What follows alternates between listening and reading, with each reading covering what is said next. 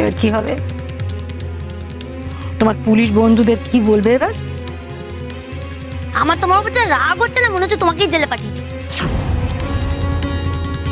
আমার আর তোমাকে কিছু বলার নেই শশী, তবে হ্যাঁ একটা শেষ কথা বলবো। তুমি আমাকে অনেক হেল্প করেছো, আর তার জন্য আমি তোমার কাছে সারা জীবন কৃতজ্ঞ থাকবো। তবে আজ যা ক্ষতি করলে সেটা নিয়ে যত কম কথা বলা যায় ততই ভালো। দেবলকে শোধরাতে আমরা সবাই চেয়েছিলাম, মাও কঠোর হয়েছিলেন যতটা দরকার, কিন্তু তুমি ওকে শোধরাতে দিলে না উষসী। আইন নিজের হাতে তুলে তুমি ভুল করেছো, অন্যায় করেছো, আর এই অন্যায়ের কোনো ক্ষমা হয় বলে আমার জানা নেই। কি গো, এসব ওনারা তো তোমার জন্য অপেক্ষা করছে।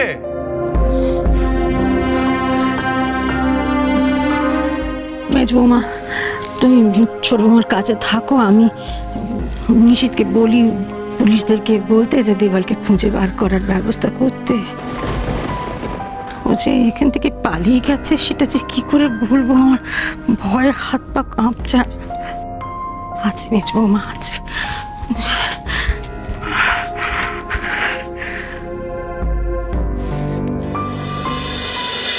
আমি যদি সত্যি এতটা ভুল হই তাহলে আমি সারা জীবন তোমার অপরাধী হয়ে থাকবো, আমি জানি। কিন্তু সত্যি কি আমি এতটা ভুল?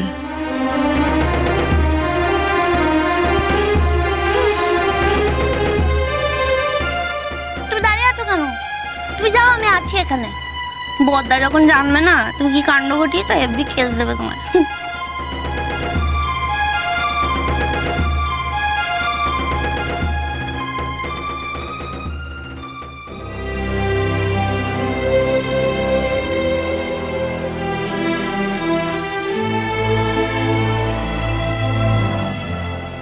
আমি না কিছু বুঝতে পারছি না, এটা আবার হতে পারে নাকি? হতে পারে আর কি, বলিস না, হয়েছে। উষসী দেবলকে পালাতে সাহায্য করেছে। আচ্ছা মায়ের মানেটা কি? উষসী এরকম একটা কাজ কেনই বা করতে গেল? এসব কি কাণ্ড কারখানা হচ্ছে বলো দেখি, আমার তো কিছুই মাথায় ঢুকছে না। এই তো মার কাছে শুনলাম তোরা পুলিশ বাড়িতে ডেকে নিয়ে এসছিস কেন? না দেবলকে তার কৃতকর্মের জন্য জেলে পুরবি, তো দে। দেবলের পাপের যা লম্বা ফিরিস্তি শুনলাম, তাহলে সংসারটার জায়গা না, জেলেই থাকা উচিত। তোর মার সঙ্গে আমিও একমত। না না, এখন তাহলে হলোটা কি বল দেখি?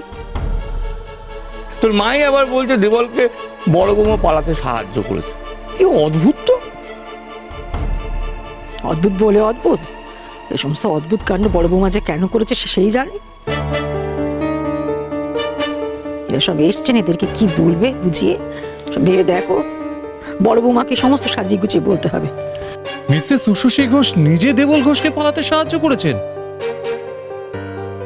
এর মানে কি? আমি যে তোমাকে বললাম মিস্টার ঘটককে ফোন করে বলতে পুলিশ ফোর্স এখন না পাঠাতে। আরে আপনারা তো অদ্ভুত। একবার একজন ক্রিমিনাল বাড়িতে আছে বলে আসতে বলছেন, একবার আসতে বারণ করছেন। এটা কি মজা নাকি? আর মিসেস উষসী ঘোষ, আপনার শাশুড়ি যেভাবে বললেন আপনি একজন অন্যায়কারীকে পালাতে সাহায্য করেছেন, সেটাও কিন্তু বিরাট বড় একটা অন্যায়। আপনি জানেন না? আমায় ক্ষমা করবেন, আপনারা যা শুনেছেন তা সত্যি, কিন্তু এটা আমাদের ঘরোয়া ব্যাপার। এই মুহূর্তে আপনাদের সাহায্যের আমাদের প্রয়োজন নেই। বাহ, আপনারাই তো বললেন রাত্রে ঘরে চোর ঢুকেছিল, তার উপর আপনাদের বাড়ির ছেলে তার বাচ্চাকে চুরি করতে চায়, আপনারা তাকে আটকে রেখেছেন। সেই জন্য ঘটক স্যার আমাদেরকে প্রয়োজনীয় কাগজপত্র দিয়ে এখানে পাঠালেন, আর এখন বলছেন প্রয়োজন নেই।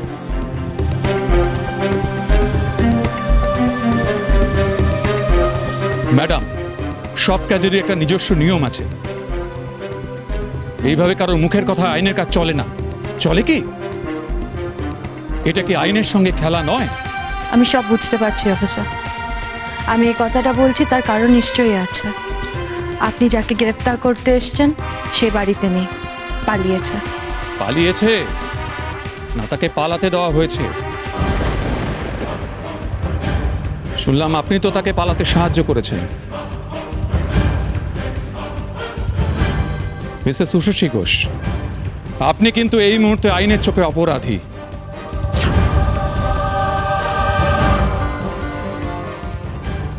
বেশ, আমি যদি আইনের চোখে অপরাধী হয়ে থাকি তাহলে সেটা আমায় মেনে নিতে হবে।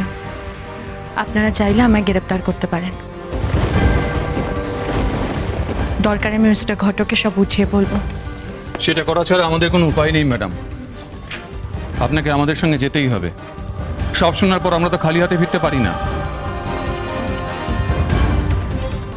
আমরা অন ডিউটি। আপনার মতো একজন সচেতন নাগরিকের সেটা বোঝা উচিত ছিল।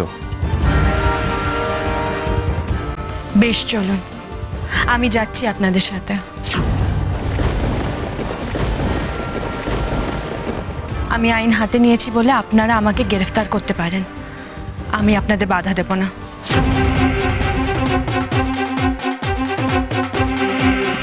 উষসী, উষসী, তুমি কি পাগল হয়ে গেলে নাকি? একবার তো কাল তো আমাকে বলতে পারতে তুমি এই কাজটা করেছো, তাহলে আমি ওনাদের ডাকতাম না। আচ্ছা, এইসব কাজে কি মানে বলো তো? তুমি তো আমাকে জানো নিশি, আমি কোনো কাজ কারণ ছাড়া করি না। দেবলকে পুলিশের হাতে মার খাইয়ে জেলের খানি টানিয়ে শোধরানো যাবে না। ওসব অনেক হয়েছে, শোধরানোর হলেও শুধরে যেত। দেখলে তো, এই জন্য আমি ঘর থেকে বার হতে চাইছিলাম না। দেখলে, বারবার নতুন করে একটু ঝামেলা, আর ভালো লাগে না বাপ। শান্তি বলে একটা জিনিস আছে, বুঝলে? সেই জিনিসটা না তোমার সংসারের পথ ভুলেছে, আর সে ফিরবে না। আবার নতুন করে কি ঝামেলা শুরু করলো বলো দেখি বড় বউ। মানসিকভাবে তো প্রস্তুতি নিয়েই নিয়েছিলাম যে দেবলকে জেলে নিয়ে যাচ্ছি। আবার সে আবার পালিয়ে গেছে শুনে তো দুশ্চিন্তা হচ্ছে। আবার নতুন করে সে কি ঝামেলা শুরু করে। দেবলকে নিয়ে গেলে তো আমরা একটু শান্তি পেতুম, একটু নিস্তার পেতুম।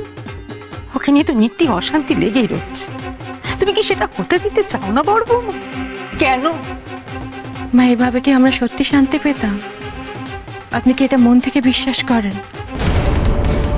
সত্যি করে বলুন তো মা, সোমার বর জেলে আছে, বাড়িতে কোনো উৎপাত নেই, কিন্তু আপনার মনে কি অশান্তি নেই? আপনি কি চেয়েছিলেন সোমার বরকে এই পরিণতিতে দেখতে? আমি তো মেনে নিয়েছিলাম আমার কপালের দোষ। দেবল জেলে গেলেও ভাবতুম যে আমার কপালে ছিল তাই হয়েছে, এছাড়া আর কোনো উপায় নেই। মা তো ভুল কিছু বলেনি, এছাড়া আমাদের কাছে তার কোনো উপায়ও নেই শশী। এবার দেবল বাইরে গিয়ে কুসঙ্গে মিশবে, আমাদের সবার আরও ক্ষতি করার চেষ্টা করবে। ওর জন্য তো আমাদের এবার ভয়ে ভয়ে থাকতে হবে দেখছি। তার চেয়ে কি এটা ভালো নয়?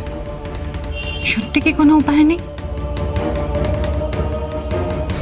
তেমন যদি হয়, আমি উষসী ঘোষ মেনে নেব আমার সব বিশ্বাস ভুল, আমার মানুষ চেনা ভুল, আমি সব কিছু ভুল শিখেছি, আমার লেখাপড়া সব মিথ্যে, তার দায়ও আমি মেনে নেব। আর শুরু হলো সে জ্ঞানের কথা। চলুন ম্যাডাম, আপনাকে আমাদের সঙ্গে থানায় যেতে হবে।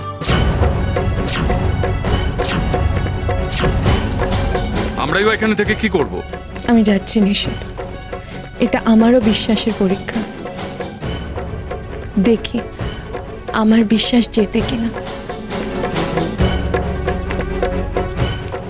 চলুন।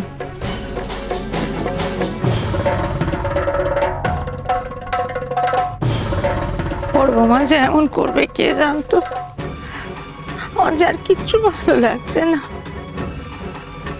আবার বাড়ির পোতা নাই, আমার যে কেন মরণও হয় না কি জানে। মা, মা এসব তুমি কি বলছো? আচ্ছা, এতে তোমার কি দোষ? আমি বলি কি বড় বৌমা, তুমি ওদের বোঝা, বলো যে তুমি কোনো দোষ করনি, তুমি যেও না।